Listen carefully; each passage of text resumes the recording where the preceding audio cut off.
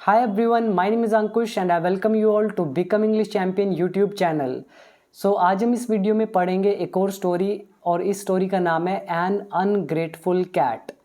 तो अनग्रेटफुल क्या होता है? अनग्रेटफुल मतलब जो थैंकफुल ना हो, जो धन्यवादी ना हो, जो आभारी ना हो। आप लोग कई बार एप्लीकेशन लिखते हैं, लेटर लिखते हैं तो उसमें लास्ट में लिखते हैं कि मैं आपका आभारी होऊंगा, I will be grateful to you. तो आभारी का ऑपोजिट कर दीजिए अनग्रेटफुल, जो आभारी ना हो, जो थैंकफुल ना हो। तो अनग्रेटफुल का मतलब नॉट थैंकफुल। तो ये है हमारी आज की स्टोरी और इस स्टोरी के अंदर जितने भी हमारे स्ट्रक्चर्स यूज़ हुए हैं तो मैंने सारे के सारे लिख लिए हैं, तो आपको बताऊंगा स्टोरी के साथ साथ में। तो चलिए इसको रीड करते हैं। तो story goes like this. Once upon a time, एक समय की बात है, समहाउ किसी तरह से, अ कैट वॉज कॉट, एक बिल्ली पकड़ी गई, इन अ केज, एक पिंजरे में। केज बोलते हैं पिंजरे को, और अ कैट वॉज कॉट यहाँ पर ये यूज़ हुआ है पास्ट इंडेफिनिट। तो स्ट्रक्चर आप यहाँ पे देख सकते हैं। ऑब्जेक्ट सबसे पहले कैट आ गया, फिर वॉज या वर्ब का यूज़, उसके बाद वर्ब की थर्ड फॉर्म। तो अ कैट वॉज कॉट ये हमारा पास्ट इंडेफिनिट है पैसिव वॉइस का। वीडियो नंबर 63 या 64 होगा, आप चेक कर लेना। तो वो वीडियो आप जरूर देख लीजिएगा। तो ये जो स्टार्टिंग में कैट लगा, इसके साथ अ आर्टिकल का यूज़ हुआ है बिकॉज हम फर्स्ट टाइम किसी के बारे में मेंशन कर रहे हैं।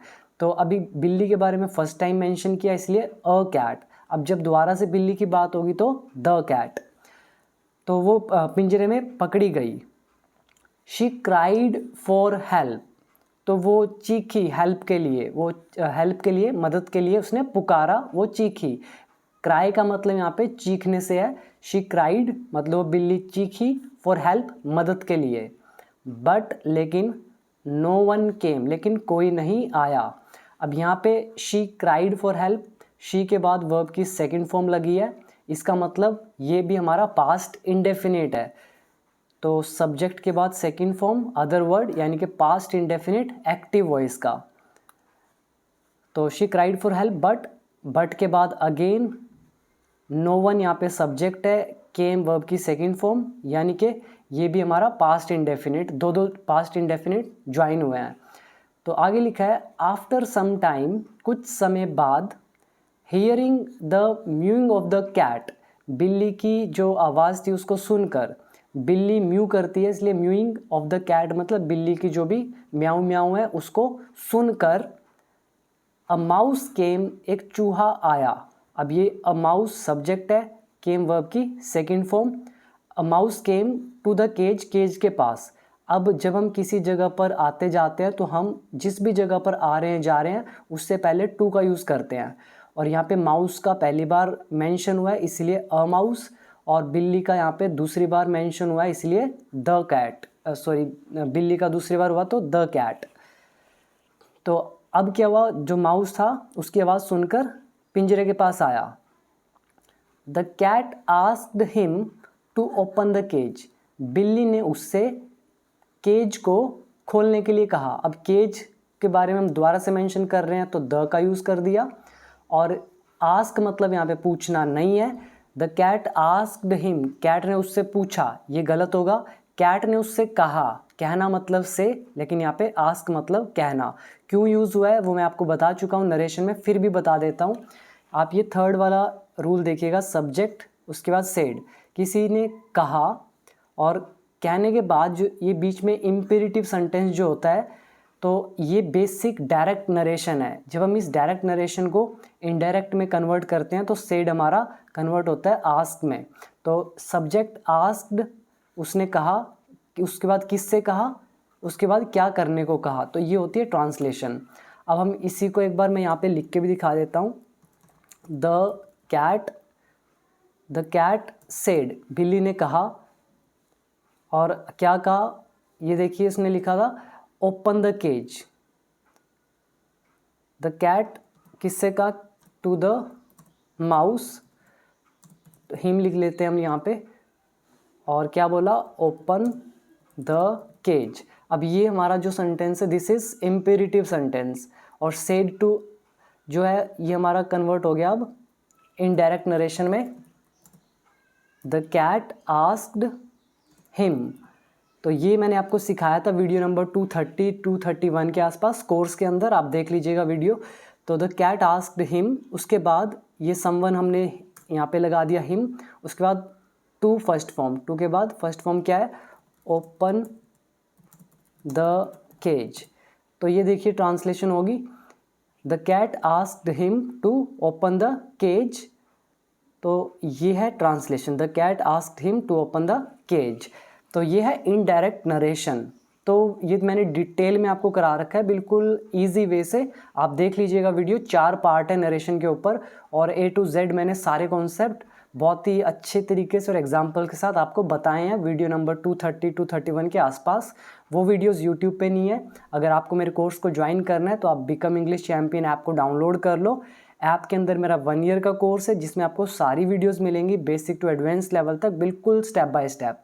तो सब कुछ है एक प्लेटफॉर्म के अंदर। तो आगे क्या लिखा है, the cat asked him to open the cage. उसने उसको, हिम मतलब माउस को कहा पिंजरे को खोलने के लिए, एंड और सेट हर फ्री कि और उसको आज़ाद करने को। हर यहाँ पे यूज़ हुआ है कैट के लिए, सेट हमारा यहाँ पे जैसे टू के बाद फर्स्ट फॉर्म लग गया ओपन, तो एंड के बाद भी रहेगी फर्स्ट फॉर्म। तो सेट फ्री मतलब आज़ाद कर देना।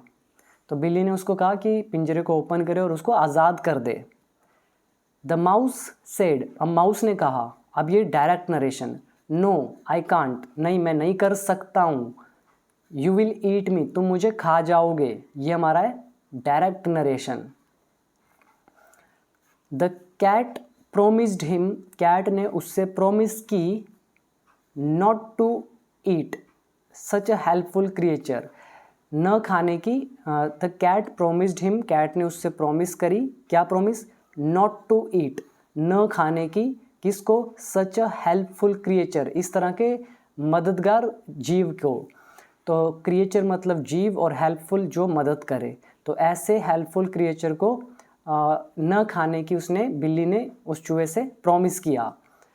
सो इसीलिए the mouse open the cage, अब चूहे ने केज को ओपन कर दिया, पास्ट इंडेफिनिट, एंड और द कैट केम आउट, और बिल्ली बाहर आ गई। बट लेकिन she was an ungrateful cat, लेकिन वो कैट धन्यवादी नहीं थी, आभारी नहीं थी। तो अनग्रेटफुल इज जो आभारी न हो, जो थैंकफुल न हो। और यहाँ पे आप ये वर्ड्स याद कर लें अगर आपको नहीं आते तो, और आई थिंक बाकी सिंपल ही हैं। ओके, समहाउ याद कर लें किसी तरह से। ओके फाइन, आगे पढ़ते हैं। तो बट लेकिन she was an ungrateful cat, वो थैंकफुल नहीं थी कैट। अब क्या हुआ, और ये जो ट्रांसलेशन है ये वाली, ये सब्जेक्ट वॉज वर, उसके बाद एक कैट है नाउन, नाउन के साथ यहाँ लगा हुआ है एडजेक्टिव। तो ये हमारी कौन सी ट्रांसलेशन है, ये वाली, सब्जेक्ट वॉज वर और नाउन या एडजेक्टिव। और आपको यहाँ पे एक चीज़ और याद रखनी है कि अगर नाउन से पहले कोई भी एडजेक्टिव आपको दे रखा हो तो उससे पहले हम ए या एन आर्टिकल का यूज़ करते हैं, ये बात आपको याद रखनी है। तो वही लिख रहे हैं, the cat was an ungrateful, she was an ungrateful cat. Cat है नाउन, अनग्रेटफुल एडजेक्टिव, इसीलिए हम यूज़ करेंगे एन आर्टिकल का। तो एक ये फॉर्मेशन यूज़ हुई है। तो वैसे तो मैंने सारी चीज़ आपको करा रखी है ऑलरेडी, बट फिर से बता रहा हूँ क्योंकि आप बोलते हैं कि साथ साथ बताएं। तो अब क्या हुआ, शी कॉट द माउस, उसने चूहे को पकड़ लिया, ये है एक्टिव वॉइस पास्ट इंडेफिनिट। उसने चूहे को पकड़ लिया इन हर पॉज, अपने पंजों में, पो बोलते हैं पंजों को। She wanted to eat it, वो उसको खाना चाहती थी। तो ये हमारा स्ट्रक्चर है वॉन्ट टू का। तो वॉन्ट टू, वॉन्ट्स टू, और पास्ट में जाएं तो वॉन्टेड टू, चाहता था, चाहती थी, चाहते थे। तो वो उसको खाना चाहती थी। द लिटल माउस, वो छोटा चूहा, बैग्ड हर, उस छोटे चूहे ने उससे दया की भीख मांगी। बैग मतलब होता है भीख मांगना, तो इसको भी आप याद कर लें, बैग दया की भीख मांगना। तो उस छोटे चूहे ने उससे बैग किया नॉट टू ईट हिम, कि वो उसको न खाए, बट लेकिन शी रिफ्यूज्ड एंड सेड, उसने मना कर दिया और कहा। तो रिफ्यूज़ मतलब मना करना, शी रिफ्यूज्ड उसने मना कर दिया, एंड सेड और कहा। अब ये direct narration, you were foolish, तुम बेवकूफ़ थे, टू बिलीव मी, कि तुमने मेरा विश्वास किया।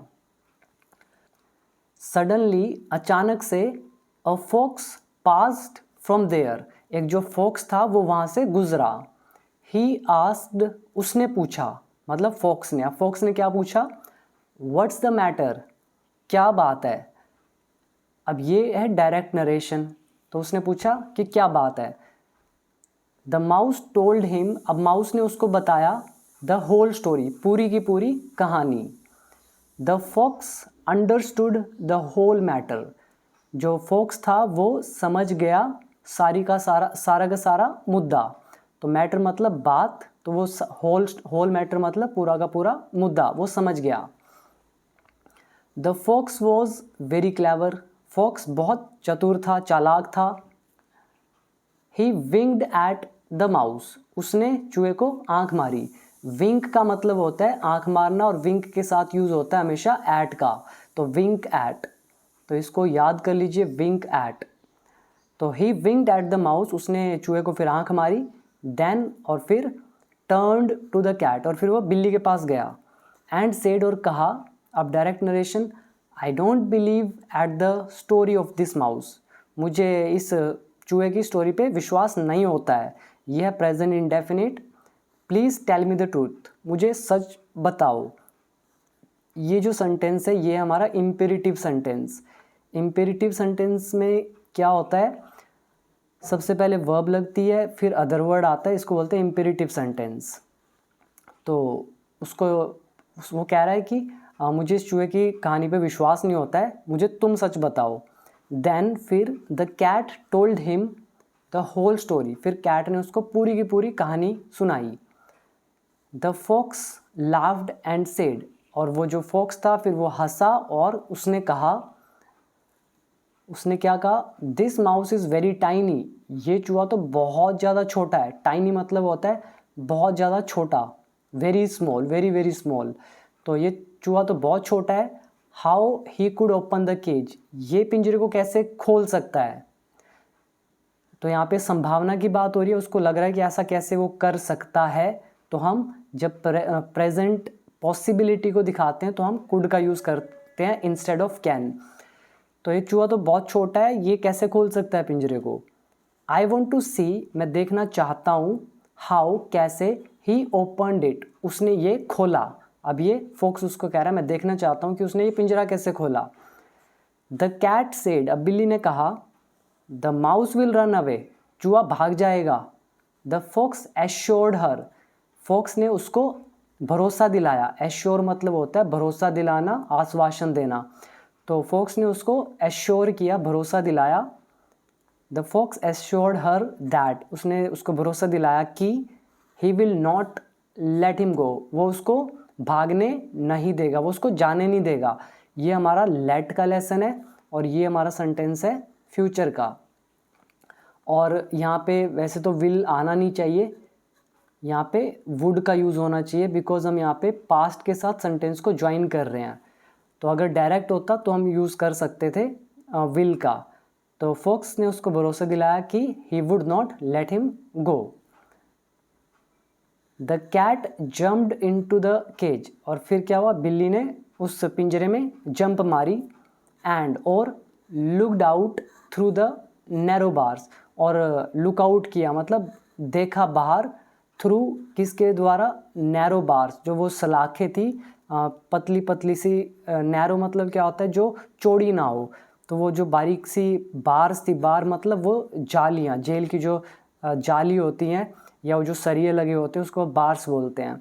तो सलाखें जो थी नैरो, उसके थ्रू उस फॉक्स ने बाहर को देखा, बिल्ली ने बाहर को देखा, एट द फॉक्स, फॉक्स को। देन फिर द फॉक्स, जो फॉक्स था, एट वंस, तुरंत, फिक्स्ड द लैच, उसने जल्दी से कुंडी लगा दी। लैच मतलब क्या होता है, कुंडी। तो उसने जल्दी से वो जो कुंडी थी वो लगा दी, ऑफ द डोर, दरवाजे की। एंड सेड, और कहा। अब यहाँ पे भी आप याद कर लें, लैच बोलते हैं, जो घर में आपने देखा है दरवाजे पर कुंडी होती है उसको लैच बोलते हैं। फिक्स द लैच, कुंडी लगा देना। और नैरो मतलब जो चौड़ा ना हो, और बार्स मतलब सलाखें। तो इसके बाद अब क्या हुआ, तो उसने कुंडी लगा दी दरवाजे की और फिर कहा, this foolish mouse will not set you free this time. ये मूर्ख माउस, चूहा, will not set you free, अब वो तुम्हें आज़ाद नहीं करेगा, दिस टाइम, इस बार। उसके बाद यू नो, तुम जानते हो, it is very bad, you know it is very bad. तो यू नो बोल रहा है कि पता है ये बहुत बुरा है, टू बी अनग्रेटफुल, थैंकफुल न होना, थिंक ओवर इट, इस बारे में सोचो, and wait for some dog, और किसी कुत्ते का इंतज़ार करो, टू सेट यू फ्री, तुम्हें आज़ाद करने का। तो ये सारी कौन कह रहा है, फॉक्स कह रहा है। तो यहाँ से लेकर यहाँ तक ये सारे फॉक्स की बात है। तो कह रहा है ये मूर्ख जो चूहा था अब ये तुम्हें फ्री नहीं करेगा इस बार, और तुम्हें पता है ये बहुत बुरी आदत है अनग्रेटफुल होना, इस बारे में सोचो और वेट करो डॉग का तुम्हें फ्री करने का। देन, फिर, leaving the cat in the cage, बिल्ली को पिंजरे में छोड़कर, the fox and the mouse, fox और माउस दोनों, वेंट अवे, वो चले गए, टुगेदर, एक साथ। The fox said with a smile, fox ने एक स्माइल के साथ कहा, नेवर बिलीव, कभी भी विश्वास मत करो, सच एन अनग्रेटफुल क्रिएचर, ऐसे अब जो आभारी ना हो ऐसे क्रिएचर का। Good day and luck, good luck to you, good day मतलब अच्छा दिन हो, गुड लक अच्छी किस्मत हो, टू यू तुम्हारी। तो ये कह के फिर वो चला गया। सो ये थी एक छोटी सी और इंटरेस्टिंग कहानी, आई होप आपको समझ में आई होगी। तो ये जो स्ट्रक्चर्स यूज़ हुए हैं तो आप देख लीजिए, यहाँ पे प्रेजेंट इंडेफिनिट का यूज़ हुआ है, फ्यूचर का यूज़ हुआ है, फ्यूचर इंडेफिनिट, वांट वाला यूज़ हुआ है, फ्यूचर पॉसिबिलिटी के लिए कुड का यूज़, नरेशन का काफ़ी यूज़ हुआ है, पैसिव वॉइस, पास्ट इंडेफिनिट और एक्टिव वॉइस। तो ये सारे स्ट्रक्चर यहाँ यूज़ हुए हैं। तो ये थी हमारी आज की स्टोरी। और अगर आप में से कोई भी स्टेप बाय स्टेप इंग्लिश सीखना चाहता है तो आप मेरे ऐप को डाउनलोड कर लें। ऐप का नाम है बिकम इंग्लिश चैम्पियन, और वहाँ से इंग्लिश को सीखने के बाद अच्छे से फिर आप स्टोरीज़ को देखें, जिससे आपको बिल्कुल 100% बेनिफिट होगा।